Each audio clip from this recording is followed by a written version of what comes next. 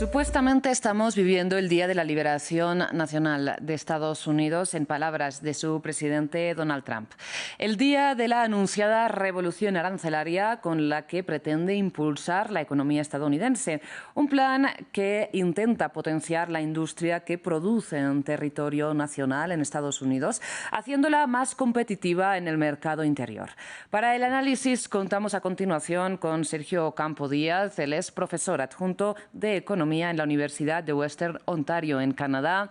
Muchísimas gracias, Sergio, por acompañarnos esta mañana aquí en Directo América de France 24. Antes de entrar al análisis, digamos, más numérico, ¿no?, de las consecuencias que puedan tener estas medidas, le pregunto, en primer lugar, ¿qué certezas tiene usted desde Canadá de lo que pueda ocurrir hoy? Porque en gran parte del mundo parece que impera un poco la duda, ¿no? Rafa, muchas gracias por invitarme. En realidad creo que la pregunta da directo al clavo del mayor problema con las políticas que están tratando de establecerse y que se han anunciado para la tarde de hoy, es la gran incertidumbre que hay. Ni yo ni nadie te podría decir en este momento qué es exactamente lo que va a pasar, y el mayor impacto que han tenido estos anuncios hasta ahora es el aumentar la incertidumbre, tanto para los mercados en términos de personas que quieran invertir o empresas que quieran invertir, pero más que todo para la operación diaria de múltiples empresas, no solamente en Estados Unidos, sino alrededor del mundo. Esto es algo que se vive en Canadá, se ve todos los días en los comentarios de empresarios y de personas, pero también se ve en países de la región latinoamericana, se ve cuando se habla con personas en Europa. La gran incertidumbre que genera en no saber qué es lo que se va a anunciar, cuál es la magnitud, cuál es la cobertura, de qué forma se van a tratar diferentes países. Es la incertidumbre de política lo que en este momento genera el mayor problema para poder mantener la inversión y para poder mantener para muchas empresas la expansión de empleo o poder tener planes hacia el futuro. Claro, porque para el análisis entonces a lo único que podemos aferrarnos es a lo que Donald Trump ha expresado, ¿no? Cuando él anunció este plan de aranceles recíprocos, dijo que había pedido a su administración que evaluara la balanza comercial de Estados Unidos con sus distintos socios, y que ahí donde viera una desventaja por parte de Washington, sea en términos de impuestos o de subsidios, iba a corregirla, ¿no?, con nuevos aranceles. Le pregunto con qué países Estados Unidos se encuentra en desventaja comercial. Muy bien, esta es una pregunta que inclusive es mucho más profunda de lo que pudiera parecer, porque el tener un déficit o llamado déficit comercial con un país, es decir, que uno está importando más de ese país de lo que uno les está exportando a ellos, no significa estar en una desventaja comercial con ellos. Eso inmediatamente por sí mismo no significa.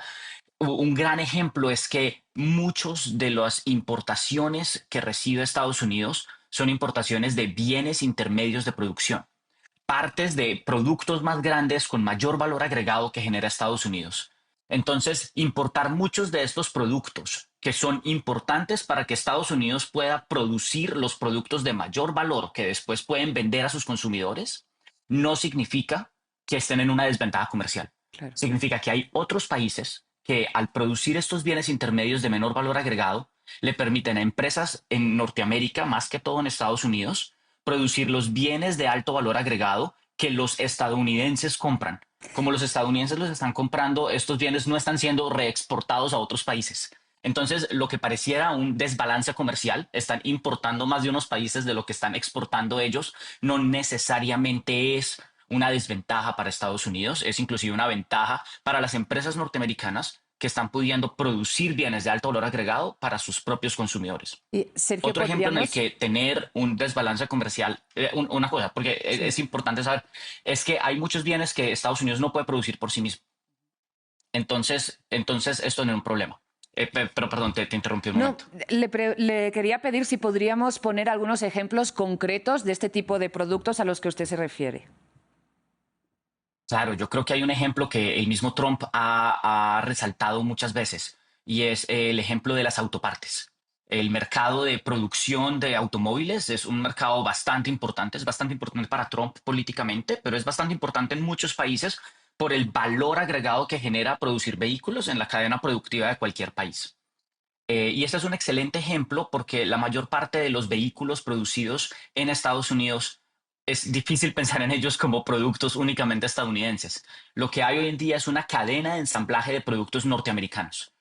Entonces, los vehículos son un ejemplo particularmente bueno de esto porque las autopartes, los pedazos que forman después un vehículo grande, son producidos en México, en Canadá y después son enviados a Estados Unidos, son después combinados en productos más grandes, van a México, a Canadá, donde se producen cosas más grandes y después se terminan de ensamblar en Estados Unidos. Entonces, este es un buen ejemplo de cómo se están generando estos bienes intermedios que después los Estados Unidos terminan generando en bienes de alto valor agregado.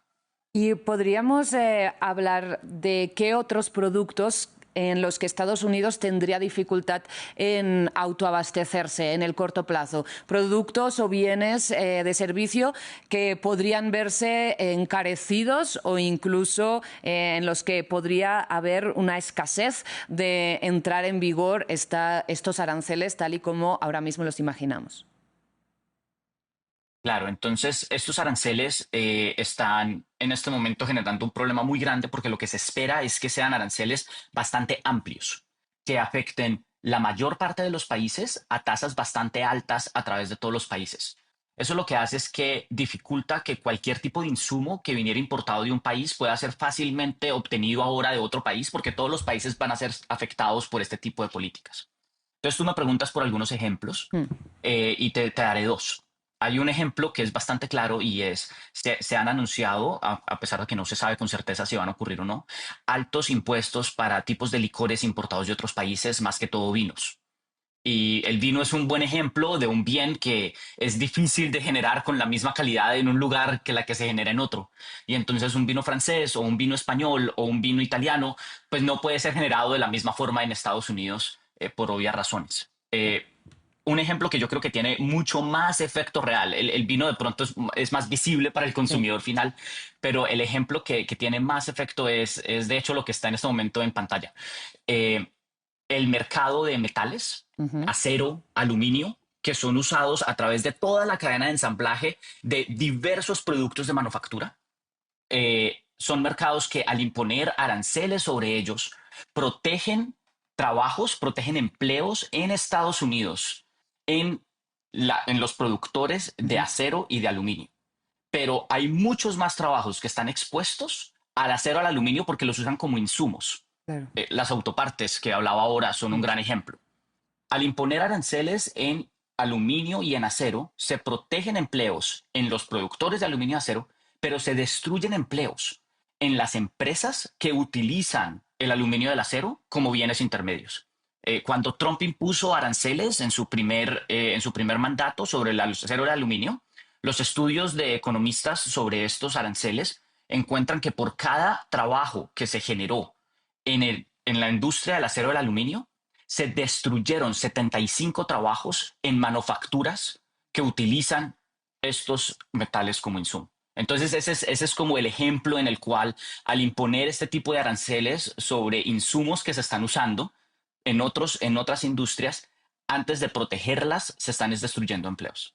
Hablando precisamente del empleo, Donald Trump lo que ha, digamos, revelado como su objetivo es que las empresas multinacionales vuelvan a producir en Estados Unidos, ¿no? Vuelvan a localizar sus fábricas en territorio estadounidense para evitar precisamente los aranceles al traer mercancía hacia dentro de Estados Unidos. Le pregunto si esto ya está funcionando y si hay suficientemente fuerza laboral en Estados Unidos para que este plan pudiera eventualmente cumplirse. Esto, además, en medio de una campaña totalmente antimigratoria por parte de la administración Trump.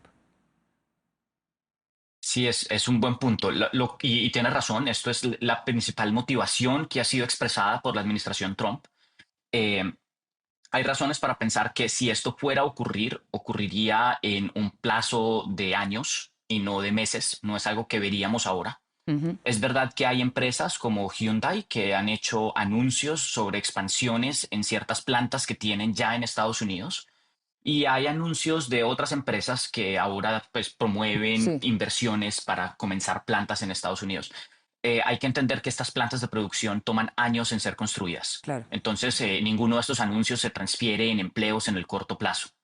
Y aún las que son anunciadas es improbable que lleven a término. Un Claro. buen ejemplo es lo que pasó en la primera administración de Trump, donde la multinacional Foxconn, que produce chips y celulares, anunció una gran planta de producción supuestamente para más de 15,000 trabajadores en el estado de Wisconsin y esto nunca terminó ocurriendo. Sergio, y muy rápidamente, porque nos quedamos sin tiempo, le pregunto si en reacción a estos aranceles que ha anunciado Donald Trump, los países alrededor del mundo empiezan a imponer aranceles en respuesta a los productos estadounidenses. ¿Qué sector económico de Estados Unidos se va a ver más afectado? ¿Cuál es el mayor producto de exportación estadounidense? Tiene razón que conforme haya estas retaliaciones de otros países, esto complica mucho, en especial volviendo al primer punto, la incertidumbre sobre exactamente qué tipo de retaliaciones, a quién le van a recaer. Un gran ejemplo de esto sería las exportaciones de bienes agrícolas. Y esto ya lo hemos visto con las retaliaciones que ha tomado China por la primera ronda de aranceles que Trump anunció hace aproximadamente mes o mes y medio. Entonces, este sería como la principal fuente de retaliación. Usualmente ha sido en bienes agrícolas como la soya, como los bienes de la porcicultura, y este tipo de ejemplos son los que son más inmediatos. Sergio Ocampo, pues lamentablemente nos quedamos sin tiempo, pero de verdad le agradezco que haya compartido con nosotros este análisis y estas explicaciones tan claras en medio de tanta incertidumbre sobre los planes económicos de Donald Trump. Es un placer para mí. Muchas gracias, Rosa. Breve pausa y enseguida regresamos.